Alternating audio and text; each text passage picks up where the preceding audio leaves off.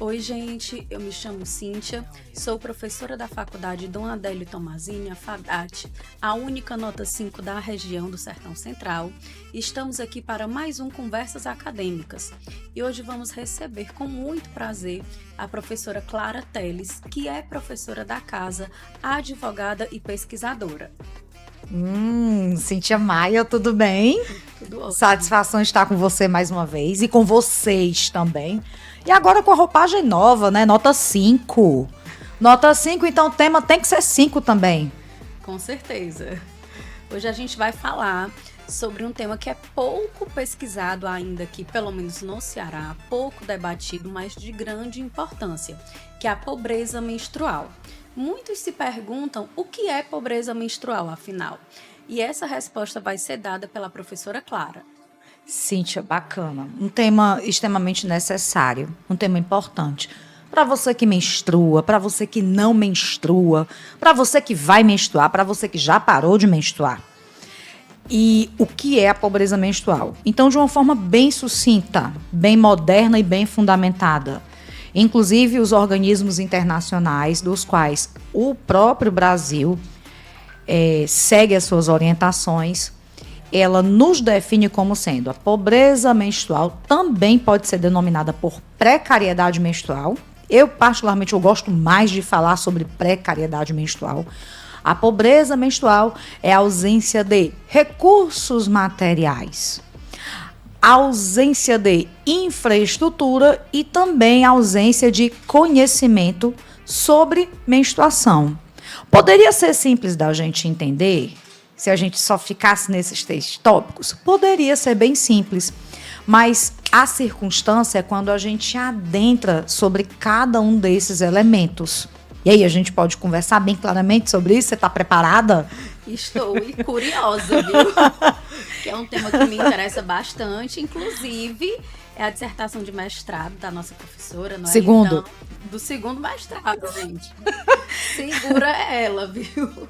Então, não me segurem, me acompanhem. Então, o que acontece, Cíntia?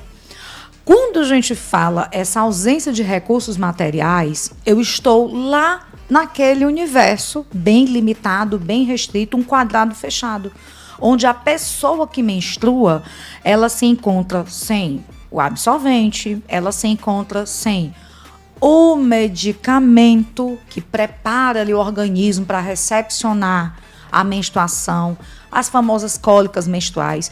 Hoje, eu falo com muita tranquilidade para você, eu não menstruo mais. Não pela idade, se bem que estaria bem próximo, né? Mas por processos patológicos que eu sofri na minha adolescência e que eu precisei perder o aparelho reprodutor. Mas as famosas cólicas, que todas nós conhecemos, Cíntia, cerca de 90% da população brasileira que menstrua sofre de cólicas. Você sabia disso? Eu não sabia desse número gigantesco, mas assim, até uma confidência, né?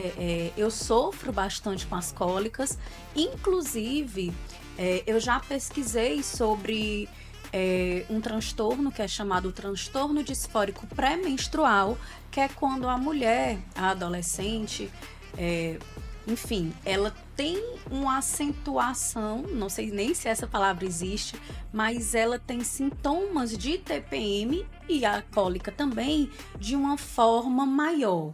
É tanto que em alguns países do mundo já se fala em uma licença menstrual. Aqui no Brasil, na legislação trabalhista, a gente ainda não tem esse tipo de licença, mas em outros países já existe e é uma pauta que deve ser debatida. Porque naqueles dias, como a gente costuma dizer, muitas vezes até para evitar a palavra menstruação, que às vezes causa um certo incômodo ou até uma vergonha de dizer que estou menstruada ou estou próxima a menstruar, ou às vezes é utilizado como uma forma, até mesmo eu vejo, né, de agressão à mulher, que muitas vezes é justificado algum tipo de temperamento ou de ação com a justificativa que ela está na TPM ou naqueles dias, né? A gente se utiliza dessas expressões, enfim. Diante disso, professora, eu gostaria de saber se esse tema da pobreza menstrual, da precariedade menstrual, ele também se enquadra nessa falta de conhecimento que a população tem em relação ao que é o período menstrual, quanto tempo dura, inclusive em relação ao período pré-menstrual, que muitas vezes é mais difícil de lidar durante o período pré-menstrual do que o próprio período menstrual. Você está vendo a complexidade do que a gente está conversando? Então não dá para silenciar. Silenciada nós já fomos durante praticamente toda a nossa existência. Então olha aí, ó, a gente começou lá com a pegada, ainda estava na cólica. E aí vem uma coisa que chama a outra, uma coisa que puxa a outra. Por isso, exatamente por isso, que a própria Unicef Brasil, ela conseguiu perceber que nós necessitamos da conexão desses 3 elementos para poder definir o que seria pobreza menstrual. Então, todo o universo desses pequenos recursos materiais que nós necessitamos para poder passar dignamente um período menstrual. Então, absorvente, medicamentos, coletores, calcinhas confortáveis em que você possa ir, voltar, transitar, sentar, levantar com segurança, sem possibilidade de vazamentos e de desconfortos. A própria questão do momento da higiene, sabonete com pH neutro, quando há necessidade. Né? Então, há uma gama de elementos aqui. Quando você sai de casa, a questão do próprio papel. Você vai urinar, é um papo, é uma conversa totalmente adulta que nós estamos tendo, adulta e acadêmica. Então, você sai de casa, você é ao banheiro, faz um xixi, você precisa com urgência ali, terminou, secar para poder se vestir. E aí você vai e passa a mão aqui no rolo, opa, cadê o papel? Então, você imagina isso quando você está menstruada, que você tem em concorrência ali o fluxo sanguíneo. Então, estamos percebendo a quantidade de coisas que estão envolvidas aqui. E olha que nós temos condições de comprar um absorvente, de comprar um protetor, que você pode utilizá-lo ali nos últimos diazinhos, quando o fluxo está diminuindo. E quem não tem? E quem precisa escolher se eu vou me alimentar, se eu vou comprar uma quentinha, se eu vou comprar 1 quilo de arroz, 1 quilo de feijão ou um pacote de absorvente? Porque um pacote de absorvente, muitas vezes, é um item que faz falta no seu bolso. Você não tem 8, 9, 10 reais para poder comprar, 12 reais. Isso a gente percebe que tem uma diferença no produto de acordo com cada necessidade corporal. Mais fluxo, menos fluxo, fluxo diário, fluxo noturno. Então, essa daqui é a particularidade do primeiro elemento. Os recursos materiais. E isso tem uma ligação muito íntima com as desigualdades sociais e com os índices de pobreza. Esse aqui é o primeiro. A gente caminha para o segundo elemento, que é a falta de infraestrutura. Essa daqui, o senhor Estado, na figura dos nossos prefeitos, dos nossos governadores e na figura do nosso presidente, todos eles aqui são chamados. Por quê? Porque aqui são os elementos voltados ao saneamento básico. A questão da qualidade da água, água potável, a questão da destinação do nosso lixo de forma adequada. Então, infraestrutura, ou seja, tudo aquilo que está abaixo da estrutura que nos serve e que trazem essa composição hídrica e sanitária de qualidade. E nós sabemos aqui que, mais uma vez, quanto mais distante dos centros econômicos, quanto mais distante dos bairros de destaque, das comunidades, das capitais, à medida que você vai se tornando periférico, essa prestação vai se tornando mais precária. Não precisa ser muito inteligente para poder compreender que, mais uma vez, nós estamos inseridos nesse universo ligado às desigualdades e à pobreza. Chega o terceiro elemento, que esse aqui, para mim, foi o que trouxe maior confusão acadêmica, que foi o que trouxe maior confusão pessoal, que é a falta de conhecimento. E nesse universo aqui, tanto nós temos pessoas pobres, como não. Tanto nós temos pessoas situadas em qualquer classe, em qualquer lugar, em qualquer localização, porque todas as pessoas que menstruam, elas são atingidas. Inclusive, você perguntou a questão da idade. Então, a idade é exatamente no momento em que o aparelho dela encontra-se apto para o fenômeno menstrual. Só que existe um problema. Quando a gente está falando da educação, da informação, desse conjunto, dessa coletividade que você absorve para poder fazer uma ideia e construir um comportamento, para você criar um entendimento sobre alguma coisa, existe exatamente tudo aquilo que é cultural e tudo aquilo que é voltado à educação que você precisa absorver. E esse daqui é o maior problema.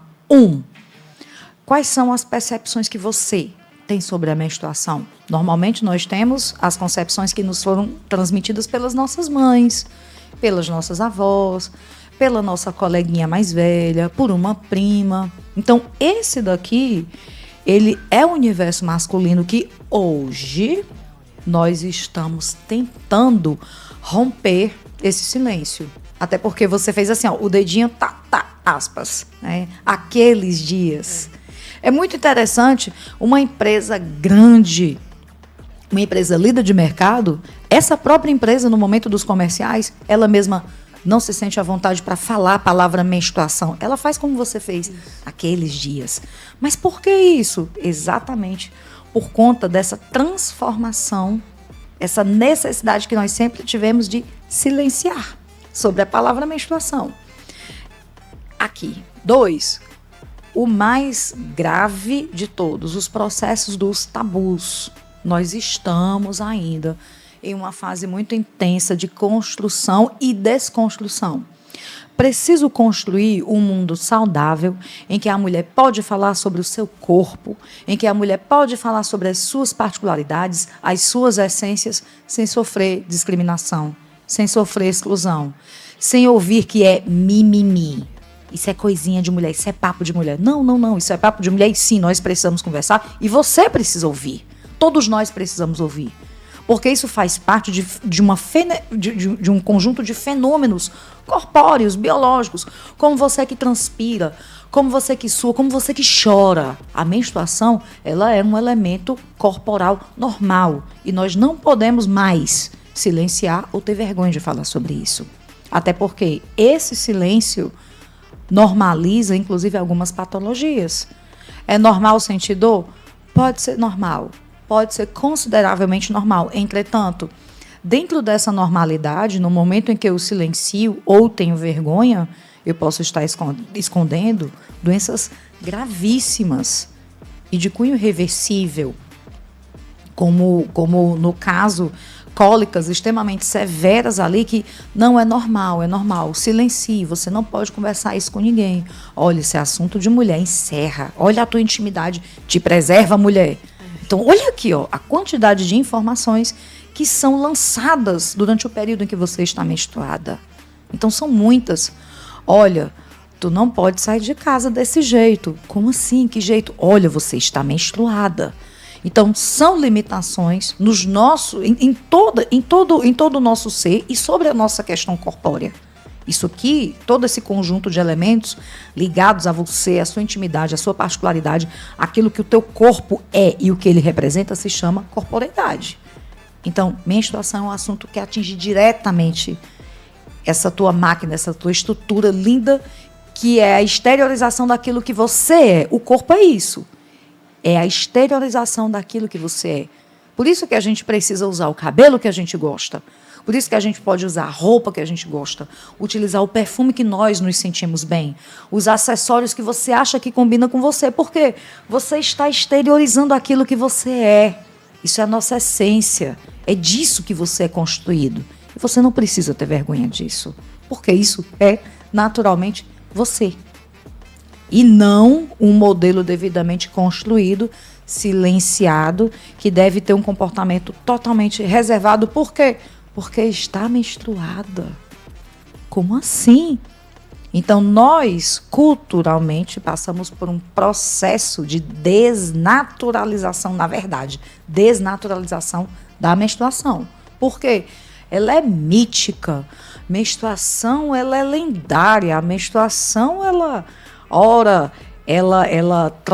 torna a mulher num ser indesejável. Sabemos, nós temos conhecimento ainda que existem comunidades, que existem localidades, processos culturais que retiram a mulher da própria casa quando está menstruada. Mulheres que não podem, você sabe disso, se você não sabia, você está sabendo agora. Mulheres não podiam entrar em igrejas, não podiam orar, não podiam ter a sua conexão com o seu sagrado. Por quê? Porque estava menstruada. Até hoje, existe uma concepção que mulher não pode cortar o cabelo. Por quê? Porque está menstruada. Ou você vai cortar o cabelo? Olha se tua cabeleireira está menstruada. Por quê? Porque vai estragar teu cabelo. Então, observe o processo cultural, que é ligado exatamente a esse conjunto de informações. Por esse viés, né, a menstruação chega a ser considerada quase como um pecado, né? No momento em que a mulher está apenas vivenciando a sua própria natureza. Porque o natural, né, o que é comum é que a mulher inicie em uma parte da vida, em alguma idade, o ciclo menstrual. E aquele ciclo vai se repetir mês a mês. É claro que a gente tem ciclos que duram mais, que duram menos, mas em média são 30 dias. E que nós vamos vivenciar isso. E assim, algo que muito me preocupa em relação à pobreza menstrual, e aí eu trago mais uma pergunta, professora, é se existe alguma política pública, algum tipo de ideia, seja pública ou privada, para trazer principalmente conhecimento e meios para que as meninas, moças, mulheres adultas consigam pelo menos ter um mínimo de vida decente durante esse período, como um acesso ao absorvente. Existe algum tipo de iniciativa, de plano, política pública nessa linha? Cíntia, muito interessante a tua pergunta. A pobreza menstrual, posso chamá-la de precariedade também, e eu já disse, eu prefiro chamá-la de precariedade, até porque a pobreza, pelo olhar bem lógico, quando você escuta pobreza, você imediatamente liga exclusivamente à questão dos recursos financeiros, os recursos materiais. Você lida realmente à população, à comunidade pobre, economicamente falando, quando na verdade a gente já percebe que existe ela atinge, ela não tem uma pessoa certa, uma pessoa determinada. Uma menina que ainda nem menstrua, ela já pode ser vítima da pobreza menstrual quando ela já recebe orientações míticas ou orientações voltadas aos tabus, quando na verdade ela deveria receber orientações racionais. Vai chegar, vai vir, você pode ter a sua vida normal. O que acontece? O que a gente escuta? Olha, vai virar mocinha. E de repente aquela menina que ainda está brincando de boneca, ela recebe aquela informação com choque. Opa, eu menstruei, então imediatamente eu tenho que ter uma mudança comportamental. Por quê? Porque eu virei mocinha. Então, é muita desconstrução que nós precisamos fazer. Mas, na verdade, esses estudos, eles criaram força com a pandemia.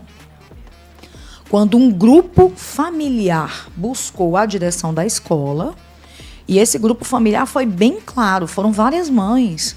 Elas foram bem diretas. Olha, ou as nossas filhas vêm para a escola, ou eu dou comida para elas.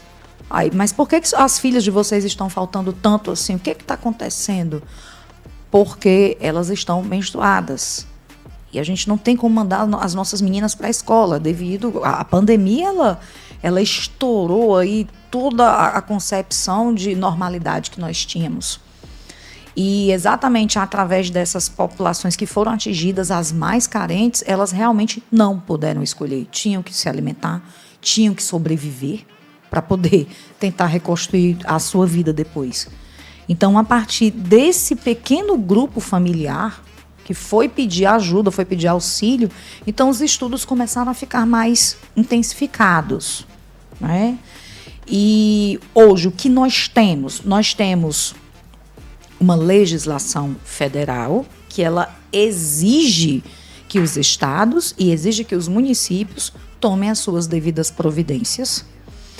E hoje a nossa política menstrual, se é que a gente pode falar assim, né? A nossa política menstrual, ela está dividida entre uma legislação maior, que ela concede essa distribuição para meninas, para mulheres, inclusive também para a população carcerária, também para as adolescentes que são submetidas a medidas socioprotetivas. Né? Então, todas aquelas que necessitarem, elas conseguem ter acesso aos absorventes. Clara, foi um passo importante, extremamente importante. Mas, entenda, essa medida ela é uma relação emergencial. Ela não resolve. E enganado e enganada está a pessoa que pensa que ela vem para resolver. Não, ela não vem para resolver. Por quê?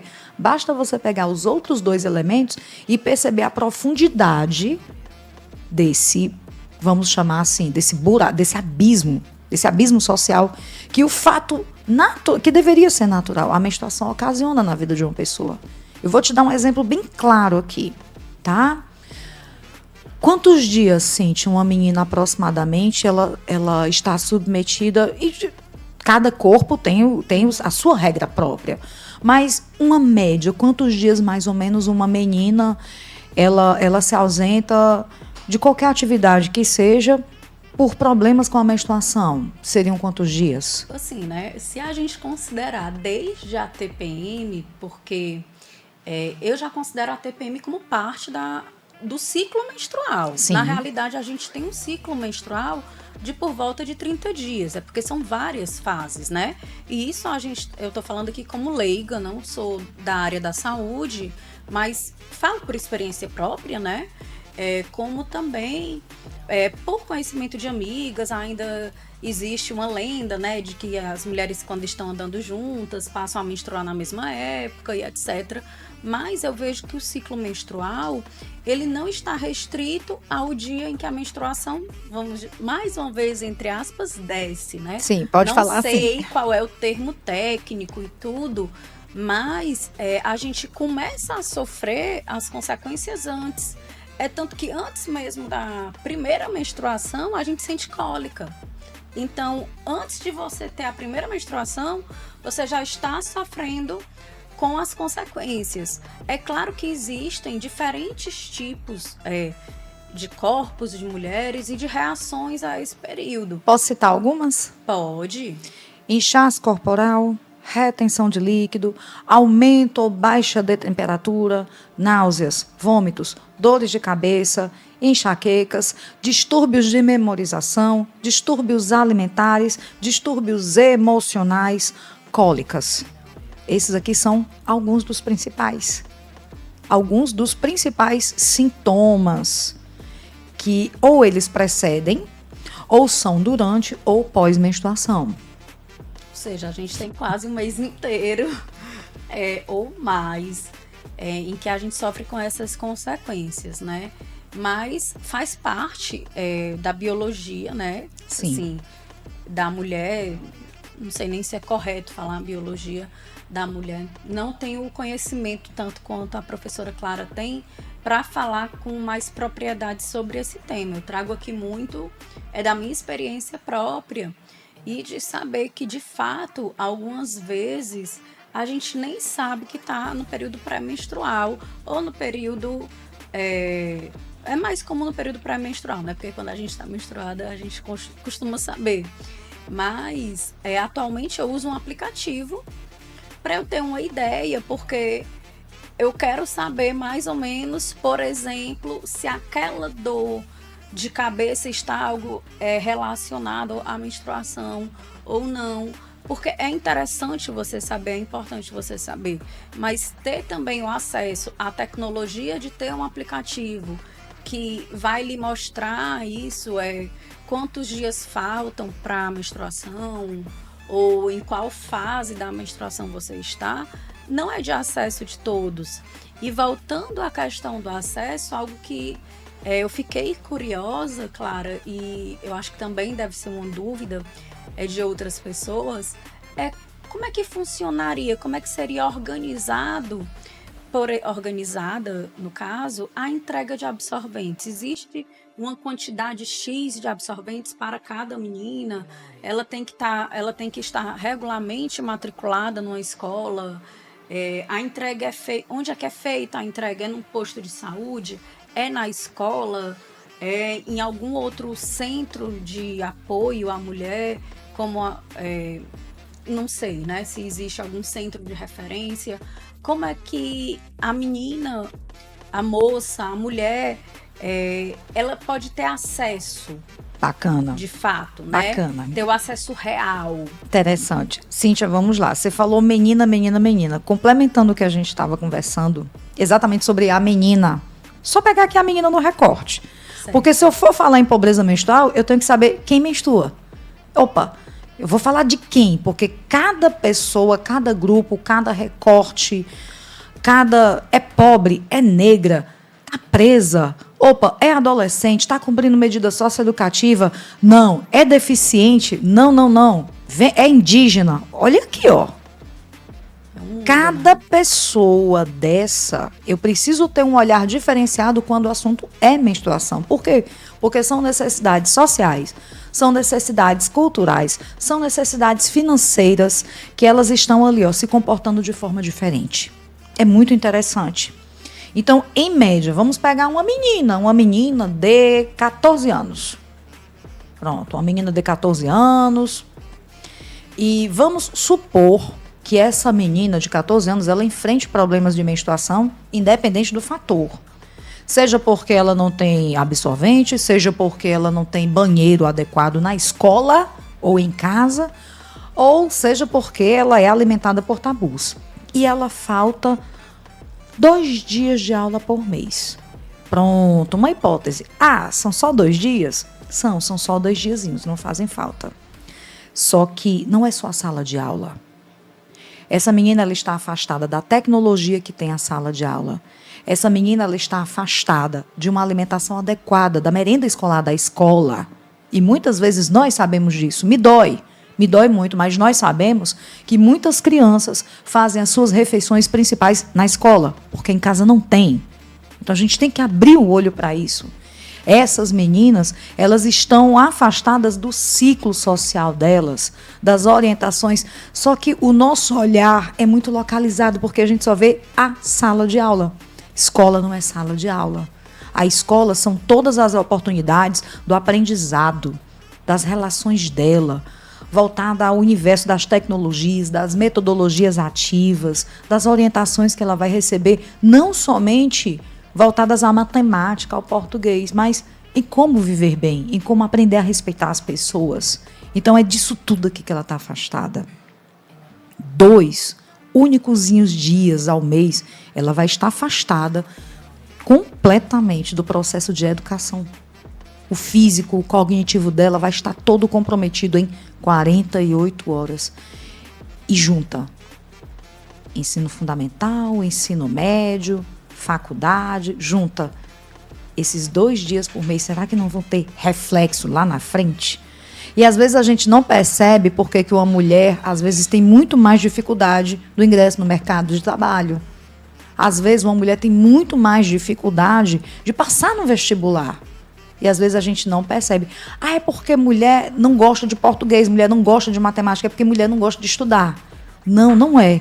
Muitas vezes esses 2 únicos dias, durante o acúmulo de vários meses, repercutiram exatamente no mercado de trabalho. E ela, com certeza, por consequência, ela vai ter menos conhecimento que um homem que não menstruou, que um menino que não menstruou. Ou mesmo vai concorrer à mesma vaga de trabalho com uma mulher que teve todos os recursos. Olha aqui a diferença. Então, observe. E sem conhecimento, sem o conhecimento voltado à própria corporeidade, o que acontece?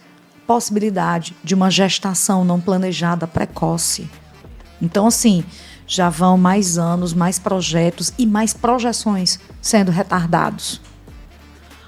DST, outro assunto, outra temática importante que nós precisamos conversar, sim, entre as mulheres. Tudo isso aqui é voltado à educação sexual, que está embutida onde? Está lá voltado nos nossos conhecimentos do próprio corpo. E prazer, Cíntia, você é uma mulher adulta, mestre, professora universitária, advogada e está inserida no universo. Você também é vítima da pobreza menstrual, assim como eu fui, assim como eu ainda sou, assim como você deve, nesse momento, estar em casa sentindo que em algum dos elementos você está inserido na pobreza menstrual. Ou você está contribuindo com a pobreza menstrual. Como é que acontece a distribuição? Então, atualmente, através dos programas, é preciso a gente conhecer qual é o programa estadual ou qual é o programa municipal, porque cada um vai ter a sua autonomia. Tendo a sua autonomia, então nós podemos ter distribuição nas cestas básicas, nós podemos ter essa distribuição junto aos CRAS, junto às escolas estaduais e escolas municipais. Elas fazem a distribuição, pelo menos aqui no estado do Ceará, a cada 2 meses, elas recebem a quantidade suficiente para manutenção durante esse período, desses 60 dias. Então, cada estado e cada município, ele tem a sua própria política pública, ele está desenvolvendo. Fiz um levantamento em todo o país, junto com a professora Jaqueline Costa, que é minha professora da Unilab, minha orientadora, e nós fizemos um mapeamento das políticas públicas aqui no Brasil. E eu trago essa informação, claro, e infelizmente, Cíntia, nós temos estados aqui, nós temos municípios aqui no nosso país que ainda não se movimentaram com as suas legislações locais sobre a pobreza menstrual. Estão se sustentando na legislação federal, mas ainda não defendem essa pauta. Falo com muito lamentar. É uma pena mesmo. É um assunto de extrema importância, seja para mulher, seja até mesmo, gente, eu vejo que para a mãe da menina que vai ainda entrar nessa fase. Porque se há uma forma de quebrar um ciclo familiar, é quando alguém se desprende disso. Então, a gente ressalta mais uma vez a importância do tema. Vou até mudar a minha forma de falar para precariedade menstrual. Não usarei mais o termo pobreza menstrual, em homenagem à professora Clara. E eu deixo aqui o meu agradecimento a você que nos viu, nos ouviu até o final e está disposto a aprender um pouco mais sobre esse tema tão relevante quanto a precariedade menstrual. E no momento eu passo a palavra de encerramento para a nossa professora Clara, estudiosa e pesquisadora desse tema. Mesmo sem menstruar, né? Mesmo sem menstruar. Vamos menstruar livres, vamos menstruar com mais liberdade, com mais tranquilidade. Vamos naturalizar esse processo. Vamos ajudar as nossas meninas a serem mulheres, a respeitarem os próprios fenômenos do corpo. E a gente só consegue fazer isso em conjunto. Você que menstrua, inclusive você também que não menstrua. Estamos dispostas a participar dos comentários no chat. Claro. Tranquilamente, menstruantes ou não menstruantes mais. Meninas, mulheres, adultas. Idosas, homens, pessoas trans, pessoas intersexo. É um movimento humanitário. Com certeza, é isso. Gente, até mais. Até o próximo Conversas Acadêmicas.